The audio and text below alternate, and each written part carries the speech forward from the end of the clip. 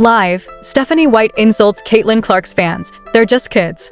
You've just stepped into black and white sports on YouTube, and trust me, this isn't your everyday sports talk. This is where the curtain gets ripped back and the truth comes out swinging. Raw, unfiltered, and absolutely unapologetic.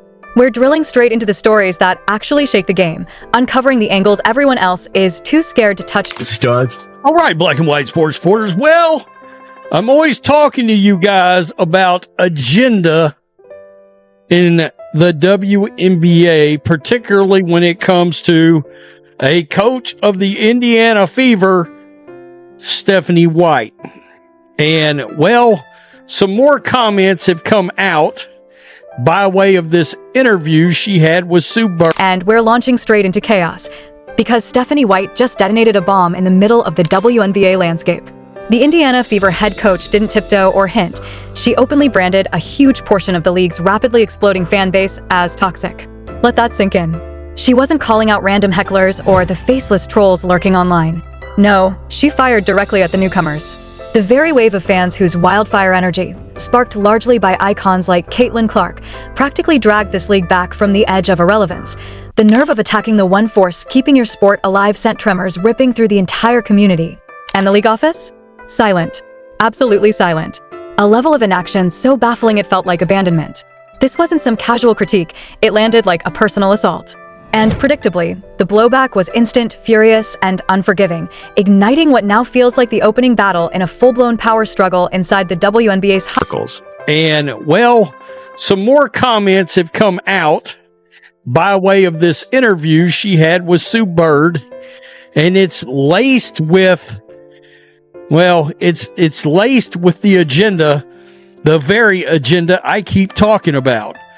You see, the WNBA does not appreciate actual regular sports fans coming into their league, and yeah, regular sports fans are probably going to push back on your political agenda, your social agendas, all these kind of things.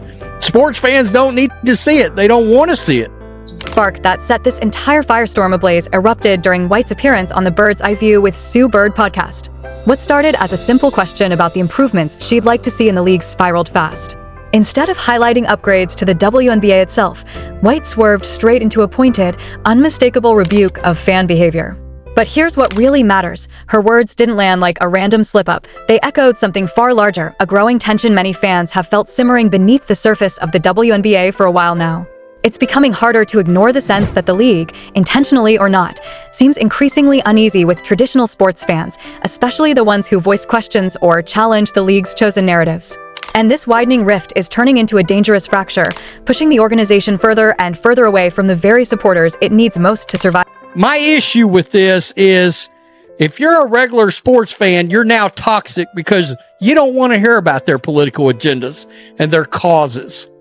All right, we're not talking about they're getting behind we're trying to cure cancer. No. We're trying to keep it normalized for sports players to continue having romantic relationships that literally conflict in between opposing teams.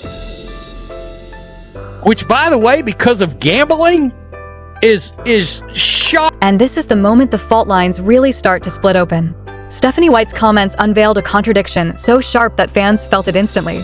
She speaks with fiery conviction about the WNBA standing as a beacon for social change, pushing a carefully crafted cultural vision. But the second viewers who show up for the pulse-pounding action even hint at discomfort with the constant messaging threaded through every broadcast. They're instantly painted as villains, shoved into the toxic corner without a second thought. What this overlooks is a simple, time-tested truth of sports. People show up for the rush, the rivalries, the storylines, the electricity of the game, not to feel like they're being dragged into a never-ending sermon. And once that balance warps, fans begin feeling pushed aside. By leaning harder into ideology than into organic growth and genuine entertainment, the league is widening a rift that seems to stretch further every year. To anyone with even a basic grasp of how audiences grow and stay loyal, the approach feels mystifying, almost like the league is working against itself. Which, by the way, because of gambling, is shocking. There's gambling on WNBA games, props, etc. You got players in the league that are having romantic relationships with each other. We've never brought that up. But if you look at gambling and you look at that, that is a huge problem. That is a huge problem. That's always the current concern with Stephanie White and a lot of these people involved with this league. Are you truly making... The WNBA Players Association is deep in critical negotiations with league officials over the next collective bargaining agreement. And here's the part that can't be ignored. The higher salaries and expanded benefits players are hoping to secure are tied directly, almost unmistakably, to the league's recent surge in attention and momentum. And once again, that momentum, according to countless fans and analysts, is heavily tied to the Caitlin Clark phenomenon and the wave of new viewers she's drawn in. Without that abrupt, overwhelming spike in fan interest and engagement, the salary numbers currently on the table wouldn't even be in the same universe as what players are pushing for now. Yet somehow, it feels like leadership keeps overlooking a crucial reality, that the very revenue fueling these negotiations flows straight from the passion, loyalty, and viewership of the same fans who are so easily criticized and dismissed.